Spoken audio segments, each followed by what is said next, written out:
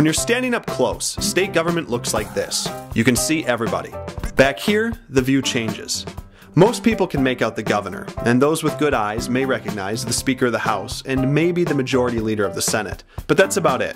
Let's buck the trend and focus our attention on leadership positions. We don't need to spend much time at the top. The governor is the governor, we all know that story. But who's next? According to some literature published by the House of Representatives, the second most powerful person in state government is the Speaker of the House. And to the credit of our state, both men and women have held this position. The Speaker appoints committee chairs, directs bills, and oversees a lot of other stuff that sounds like busy work, but actually has a huge impact on the legislation that reaches the governor. Below the Speaker, we have a Majority Leader and a Minority Leader. These guys are responsible for articulating the positions of their parties, which is a polite way of saying they control the spin. It's their job to convince you the other side is driving our way of life into the ground. A bit further down, there's a mishmash of assistant leaders, deputies, and whips.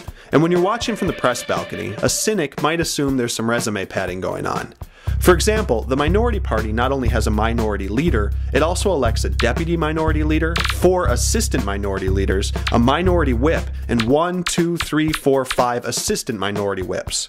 It probably says something about party cohesion if you need 6 whips to keep people in line, but that's their business.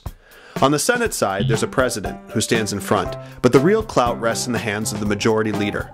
The Democrats recently split this position in half, which means we now have an unusually prominent assistant majority leader who spends a lot of time in front of the cameras.